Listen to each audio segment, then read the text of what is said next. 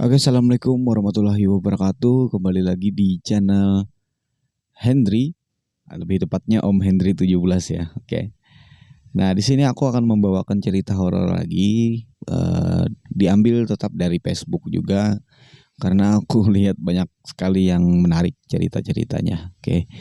Di sini aku ngambil dari akun Yusi di grup cerita horor dan kisah nyata mistis. Nah, mungkin cerita ini agak lebih singkat karena dia cuma satu bait aja atau satu part aja. Nah, di sini sih belum ada judul, tapi untuk keterangannya di sini kisah nyata kayak gitu aja. Oke. Jadi langsung kita eksekusi aja sih ya untuk ceritanya ini. Oke. Di Pamali, pembicaraan malam ini.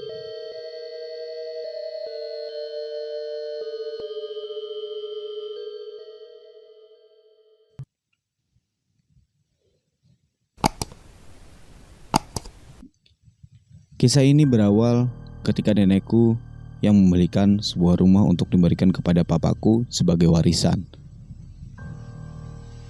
Papa adalah seorang Tionghoa yang mualaf sejak menikah dengan mamaku. Sekitar tahun 1992 atau 1993, ketika aku masih duduk di bangku SD kelas 1 atau kelas 2, aku lupa lebih tepatnya. Nenekku membelikan sebuah rumah kepada papaku untuk dijadikan warisan kelak di daerah Warung Wandrek atau Warban, Bogor.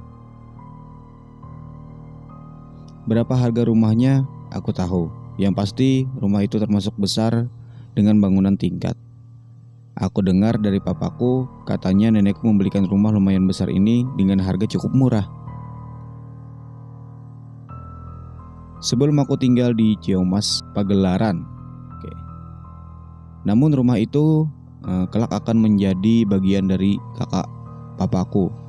Oleh sebab itu kami harus pindah ke rumah baru yang berlokasi di Warung Bandrek, Bogor.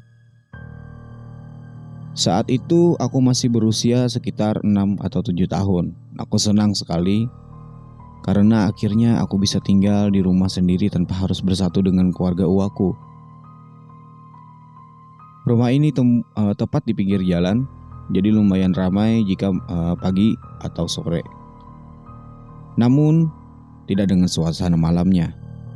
Daerah ini masih sepi jika malam, walau sudah banyak penduduknya. Selama setahun, aku dan keluarga tinggal di rumah itu.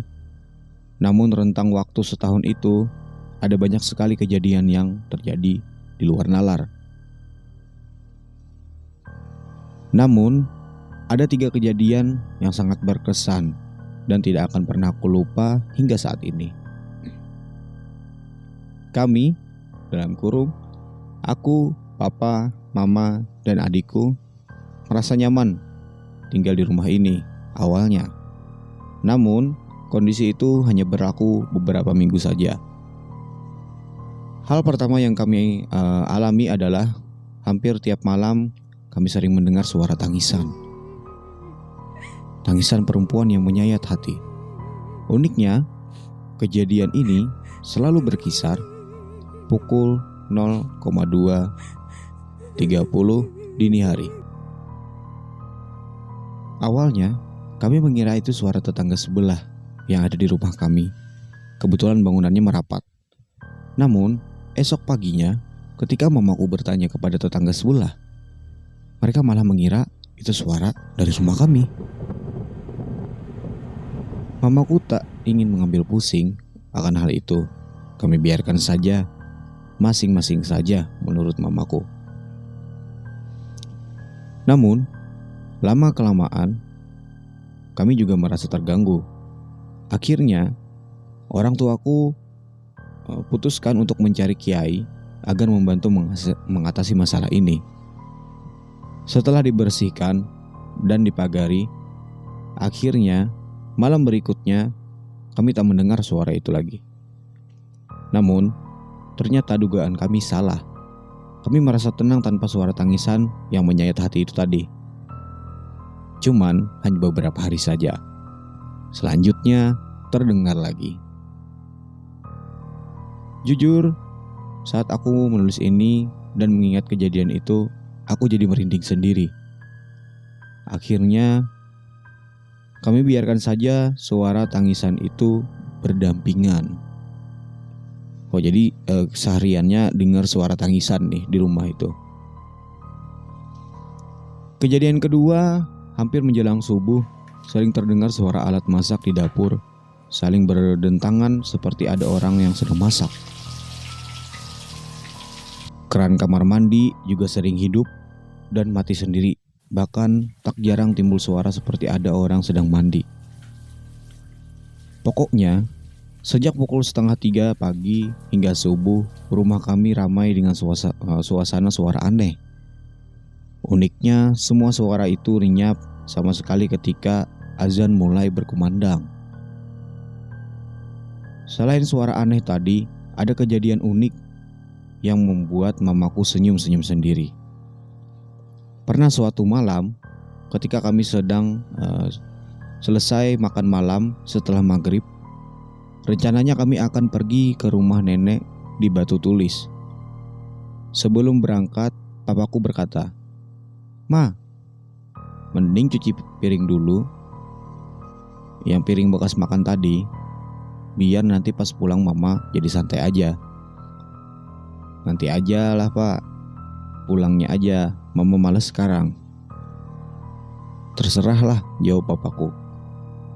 Setelah itu, kami pun berangkat ke rumah nenek. Lalu kami pulang sampai sekitar pukul 10 malam atau jam 10 malam. Setelah istirahat sebentar, lalu mamaku pergi ke dapur untuk cuci piring. Namun, tiba-tiba mamaku berteriak memanggil kepada papaku. Setelah papaku, aku berdiri dan langsung ke dapur. Aku lihat mamaku senyum-senyum sendiri. "Pak, ternyata cucian piringnya udah ada yang nyuciin. Malah udah rapi, ditata di rak piring." Ternyata selain nakut-nakutin, penghuni di sini rajin juga ya pak. Mudah-mudahan aja besok dia mau bantuin mama ngepel sama cuci baju. Hehehe. Mama bicara tanpa rasa takut, malah cenderung meledek.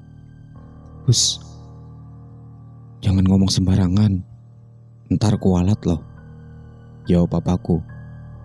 Mamaku hanya tertawa. Bang! Namun sebelum tawa mamaku usah, tiba-tiba entah centong atau sendok terjatuh. Alhasil mamaku kaget sambil berteriak. Sontak saja kami bertiga langsung lari terbirit-birit tanpa perlu dikomandoi. Setelah kejadian itu, mamaku kapok, tak berani lagi bicara sembarangan. Puncak dari semua kejadian menyeramkan itu adalah adanya paha manusia di atas tangga menuju lantai 2. Saat itu kejadian tengah malam, kucing kami selalu mengeong tak berhenti. Karena mengganggu, akhirnya papaku penasaran dan berniat membawa kucing itu keluar. Mungkin dia ingin buang air, pikir papaku. Lucunya, sejak kejadian centong jatuh, papa selalu minta temani mama jika ingin ke kamar mandi atau ke dapur jika malam hari. Setelah papa dan mama hendak mengambil kucing itu, namun tiba-tiba mama beristighfar. "Astagfirullah, itu apaan pak di tangga?" tanya mamaku pada papa. Aku yang mengintip mengira itu adalah guling menurut penglihatanku.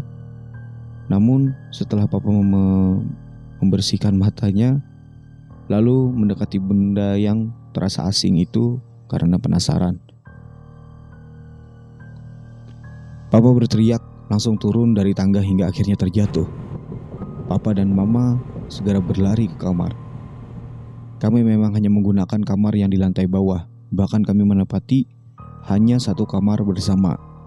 Padahal di lantai 1 ada 2 kamar dan di lantai 2 ada 1 kamar. itu paha orang. Papaku memberitahu mamaku. Hah? Paha? Yang benar, paha siapa pak? Tanya mamaku yang sedang gugup. Mana papa tahu mah. Namun papa masih penasaran. Akhirnya papa mengintip di atas tangga di tempat tadi aku mengintip. Ya ampun, papaku memekik. Kenapa pak? Tanya mamaku. Itu kan tadi pahanya ada di atas tangga. Tapi kenapa sekarang ada di tengah-tengah tangga? Jelas papaku. Gak benar ini pak. Kita ke rumah mama aja sekarang, ajak mamaku. Maksudnya ke rumah nenek. Akhirnya kami berempat termasuk adikku yang masih tidur digendong papa. Setelah itu kami langsung pergi ke rumah nenekku. Walau papaku masih dengan memakai celana pendek dan kaos oblong. Di rumah nenek, papa dan mama menceritakan semua yang ada telah terjadi di rumah kami. Lepas dari itu, papa memutuskan tidak mau tinggal lagi di rumah itu. Malah papa berniat menjual rumah itu lagi untuk sementara kami tinggal di rumah nenek. Dan usut punya usut, ternyata rumah itu dulunya pernah ditinggali satu keluarga yang mempunyai anak kembar. Lalu salah satu dari anak kembar itu bunuh diri. Tamat. Iya, untuk ceritanya mungkin agak singkat karena dia untuk ceritanya cuma satu part aja. Jadi kesimpulannya di sini mungkin rumah yang ditempati mereka itu ada memiliki histori yang mana untuk di keluarga yang pernah nempatin rumah tersebut ada punya anak kembar yang tiba-tiba mungkin ada masalah atau apa, jadi sehingga dia bunuh diri. Nah, cuman salahnya dia mengganggu orang yang ada di dalam rumah. Nah, jadi kesimpulannya di sini dia atau keluarga dari kisah horor ini itu pindah rumah karena udah nggak kuat sama kejadian-kejadian yang ada di rumah itu. Oke, sekian dari Pamali. Mungkin nextnya kita bisa cari cerita-cerita horor yang menarik lagi. Assalamualaikum warahmatullahi wabarakatuh.